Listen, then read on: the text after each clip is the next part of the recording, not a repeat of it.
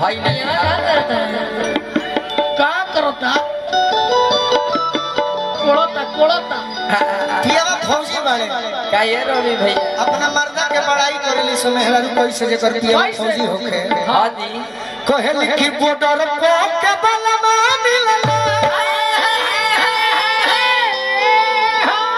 बाहर अरे बॉर्डर को के बलमा मिलल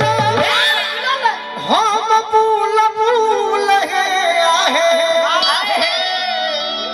अरे मिलले मोल टरी रजौ कि मिलले मोल टरी रजौ का करले छुट्टी आवेले तो दारू पी के फूल हे मिलले मोल टरी रजौ दारू पी के फूल हे मिलले मोले टरी रजौ बॉर्डर के सैया मिलले हम भूल भूल हे बॉर्डर के सैया मिलले भाई बॉर्डर के सैया मिलले ए भैया और खरजीत भैया शिकायत तो ना करे के चाहिए हाँ जी बाकी जब हमारे चंदन भैया क्रिकेट खेलत रहले नु वो घरी नर्मदावा के खाली 500 दे से हाँ जी आ गोलू राजा लइका नु हाँ जी यही से 20 टकिया देता है ना चंदन भैया पास है थी मिलले मले डरी राजा मिलले मले डरी राजा दारू पी के फूल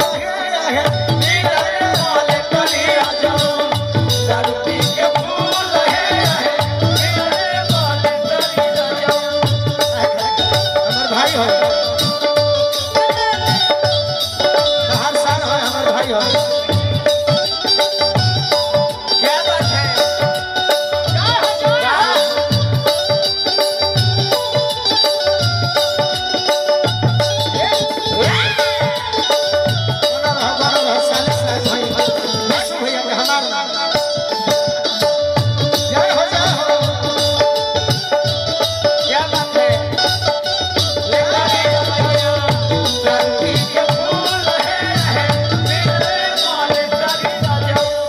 देखे में लड़की है बाकी करो में केहू आदमी ढुकल हाँ जी हेने आओ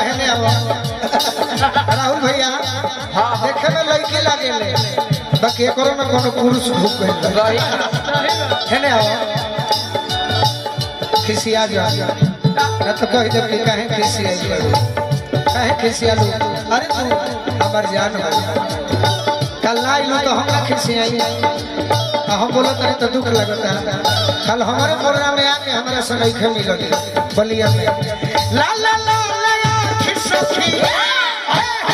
अरे बोली बोली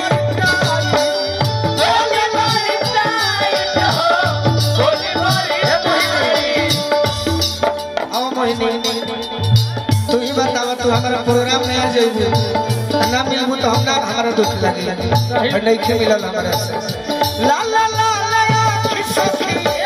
बोली बोली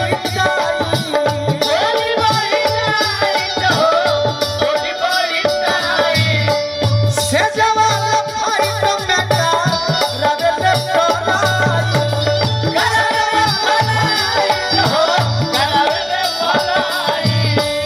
आई हो बात हम जाना तनी हाँ जी किया जितना फैर भइल बनू हाँ हाँ आज भैया बाराती बन के बड़ी समझ से जाइलो हाँ हाँ वो दिन हमारे बचरियो गांव के जानिए जाइलो सही बात ऐसे चौगुना बेसी फैर हो जा होला बीस से जवान फाइट में का रगले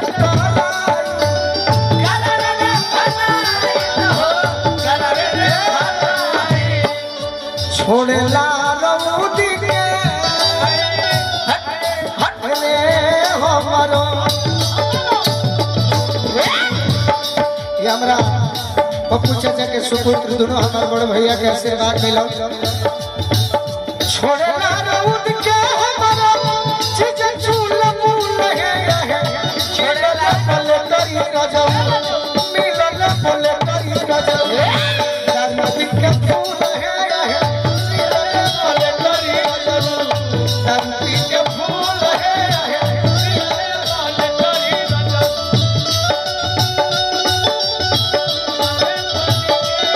जहर जिंदगी न भला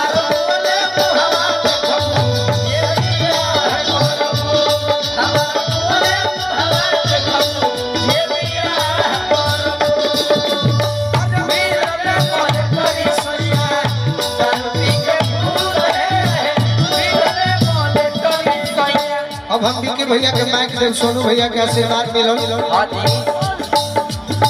अंजनी राय जी हमरा गांव से आइल वाली भैया के स्वागत करो वाह कहता के राजा जी ए राजा जी मानत बाजी हुआ से बेसी हो गए बेटी हमें मारे हो बेटी हमें मारे जब खिसिया लड़ाई फट ढोढ़िए पड़ता घड़िया बनाने हो घड़िया बनाने आयु को धीरे जी आई आई और कहे रुकल बैठ हाँ जी शिकारी जी हो बोलू ऐसा तो वाह शिकारी जी हो बोलू ऐसा तो जन्म कबूल है अरे मिलले मले तोरी सैया ए सैया क्या बात है अरे के मिलले मले तोरी रजऊ ये बताओ बाद में बाद में। दारू पी के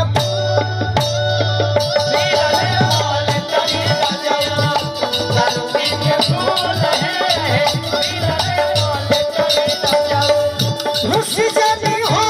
लागे और के को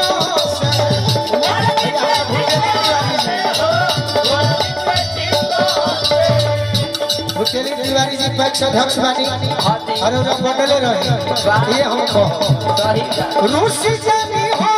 लागे और